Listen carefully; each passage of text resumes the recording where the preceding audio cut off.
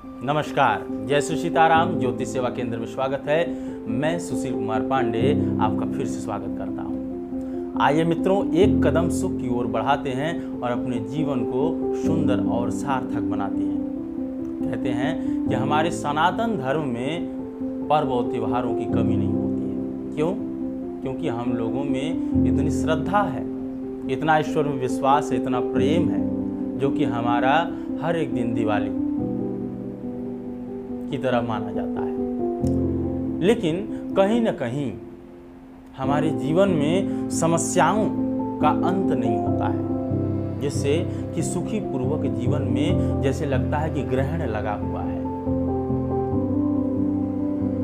सूर्य तो है, प्रकाशवान तो है, परंतु ग्रहण लग जाने की वजह से ऐसा लगता है कि कहीं न कहीं ऐसा है जिससे कि हम अभी पीछे हैं। मेरे प्रिय दर्शकों, सिर्फ सोचने से कुछ नहीं होगा, करना पड़ता है। अभी जो त्योहार आया हुआ है नवरात्रि के त्योहार में हमें ये करना चाहिए कि ये माता देवी दुर्गा जी का दिन माना जाता है।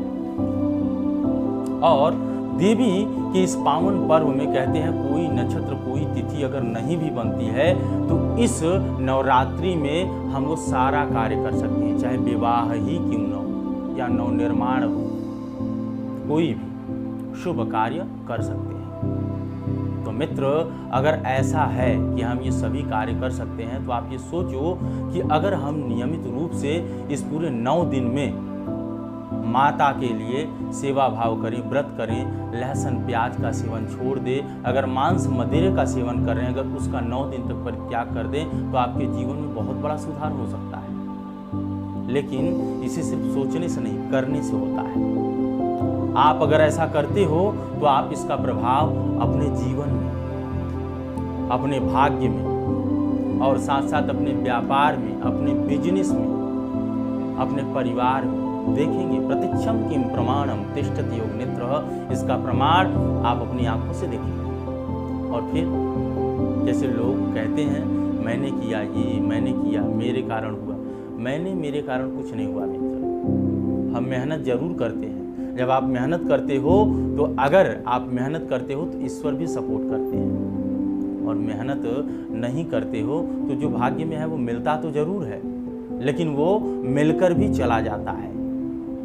इसलिए कर्म का फल प्राप्त कीजिए जो कि हमेशा आपके लिए बनी रहे और साथ साथ आपकी आने वाली पीढ़ियों के लिए भी वो सहायक रहे। कर्मों के ही आधार पे हमारे जीवन का उल्लेख किया जाता है। जैसा कर्म करते हैं वैसा ही आपकी पीढ़ी दर पीढ़ी उसका प्रभाव पड़ता है। आपने अच्छे कर्म धर्म किए हैं, जैसे कहा जाता है कि बाढ़े पूत पिता के धर्म में और खेती उपजे अपने कर्म में। माता पिता के धर्म और कर्म से बच्चों का भाग्य प्रबल होता है। किसी ने पूछा कि गुरुजी, मैं बहुत परेशान रहता हूं, मैंने बहुत कार्य किया, तो भैया एक बात और उसने पूछ लिया हमसे। कहा कि गुरुजी, ऐसा है कि एक ही नक्षत्र में, एक ही दिन में 2 बच्चों ने जन्म लिया। एक अमीर के घर लिया, एक गरीब के घर लिया। नक्षत्र एक ही था, समय भी एक ही था, दिन भी एक ही था। फिर मैं गरीब के घर, वो अमीर के घर क्यों? तो इसीलिए कहा जाता है मित्र कि बड़े भाग्य मानुष तन पावा और सुर दुर्लभ सब ग्रंथन गावा। मनुष्य का जन्म तो वो बड़े भाग्यशाली होते हैं, उनको तो मिलता ही है। साथ साथ आप ये समझिए कि मनुष्य का जन्म के साथ साथ आपका उच्च कुल में ब्राह्मण, क्षत्रिय, वैश्य ये बांटा गया है। तो अगर आपका जन्म ब्राह्मण कुल में हो तो आपने अनंत कोटि पुण्य किया है। और उसके साथ साथ मान लीजिए कि आप मनुष्य किसी जनजाति में हैं और फिर भी आप अपनी आने वाली पीढ़ी अगर नहीं संभालते हैं, अपने अच्छे कर्म नहीं करते हैं, ऐसे कुल में जन्म लेने के बाद भी अगर आप गलत कार्य करते हैं तो भी आपका जीवन खराब हो जाता है, आपकी आने वाली पीढ़ी खराब हो जाती है। आपके द्वारा जिस संतति की उत्पत्ति होती है वो संतान संत समान नहीं रह जाता, वो पात्री हो जाता है, क्रूर हो जाता है, राक्षसी प्रवृत्ति का हो जाता है, जो कि आपके कुल का नाशक बन जाता है। कहीं न कहीं हमारी एक छोटी गलती जो होती है वो हमारे पूरे जीवन को बदल देती है, और एक ही छोटी सी आस हमारे जीवन के सारे जो है काले बंधनों से मुक्ति दिला देती है।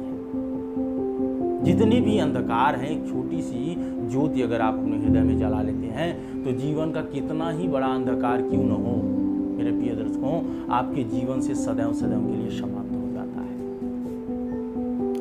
मैं तो हमेशा कुछ न कुछ ही बोलता रहता हूँ, बताता रहता हूँ, पता नहीं आप लोगों को समझा पाता हूँ कि नहीं, आप लोग हमारी बातों को समझ पाते हैं कि नहीं, लेकिन फिर भी मैं ये कोशिश करता हूँ कि हमारे पास जो आप लोगों को प्रेम से माता पिता गुरु के आशीर्वाद से ईश्वर की कृपा से है, वो मैं आप लोगों को बताता हूँ। चाहे आप अपना छोटा भाई, छोटा मित्र, गुरु भाई, मित्र, जो भी समझकर अगर आप हमें सुनते हैं, आपके स्नेह प्यार से ही हम ये कोशिश करते हैं। देखिए, हम तो सीधी सी बात जानते हैं कि मोह माया सबको होता है, अपने जीवन का, अपने कार्य का, अपने समय का।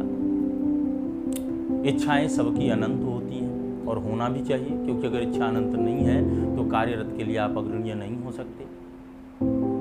तो सोचना समझना चाहिए, विचार करना चाहिए, लक्ष्य को साधना चाहिए। जब तक लक्ष्य को आप साधेंगे नहीं, तब तक उसे आप प्राप्त नहीं कर सकते। हम अपने जीवन में कर्म धर्म अगर नहीं कर पाते हैं, तब हमें विशेष धर्म और दान पे ध्यान देना चाहिए। आप कर्म अगर सही नहीं कर पा रहे हो, कोई भूल चूक हो रही, तो उसके निमित्त आप किसी को दान दे दिए, कुछ भोजन करा दिए, भूखों का पेट भर दिया, किसी असहाय लोगों की सहायता कर दी, वृद्ध, गौ, पागल, इनको सहारा दे दिया, माता पिता के चरणों को स्पर्श कर लिया, माता पिता के चरणों को दबा दिया, तो भी आप बड़े से पाप से कट जाते हैं। माता पिता का सेवा करना मामूली बात नहीं। बड़े सौभाग्यशाली होते हैं वो लोग जिनको ये अवसर प्राप्त होता है। लेकिन इस कलयुग में ऐसे भी लोग पड़े हुए हैं जो वही माता पिता उनको बोझ लगने लगते हैं, लेकिन वो ये भूल जाते हैं कि आज ये हमारे माता पिता हैं, कल हम भी बनेंगे, हमारा भी पुत्र होगा। क्या हो सकता है हमारे साथ? क्या यही होगा या इससे ज़्यादा होगा? तो आप ये जान लीजिए कि जो भी होता है, चाहे अच्छा हो चाहे बुरा हो, वो जब भी वापस आता है तो ब्याज सहित वापस आता है, इसमें कोई संदेह नहीं है। कर्म नहीं करते हैं, इच्छा बड़ी बड़ी है।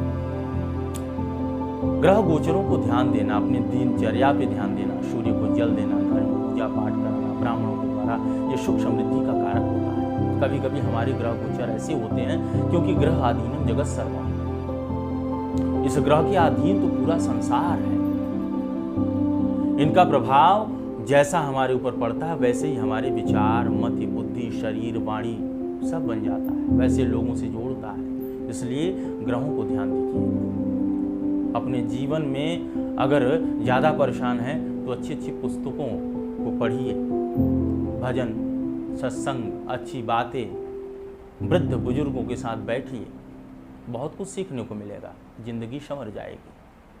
आशा करते हैं कि जो हमने आपको बताया उससे आप लोग संतुष्ट होंगे, और आपको अगर कोई भी तकलीफ हो तो दिए गए नंबर पे आप हमसे संपर्क कर सकते हैं, और साथ साथ अपने प्रेम के लिए इस चैनल को सब्सक्राइब करिए। और मैं फिर भी ढेर सारी जो है बात, तो मैं फिर आऊँगा आप लोगों का प्रेम पाने के लिए, आशीर्वाद पाने के लिए। क्योंकि मित्रों, कहते हैं कि अगर कहीं न कहीं आपका जीवन कुछ अच्छा होता है हमारे इन बातों से, हमारे पुराणों से, हमारे सनातन धर्म से, तो कहीं न कहीं अगर आप हमारे लिए नहीं सोचेंगे तो दूसरों का भला जरूर करिए। क्योंकि ऐसे कितने हैं जो कि बेचारे भटक रहे हैं, तो उनको मार्गदर्शन दिखाने के लिए आपका अगर भला होता है, एक कदम की सुख और आप बढ़ाते हैं, आपका जीवन सुंदर होता है, तो दूसरे के भी जीवन में आप उजाला करने की कोशिश करिए। मैं फिर आपसे मिलूँगा इसी समय, इसी टाइम।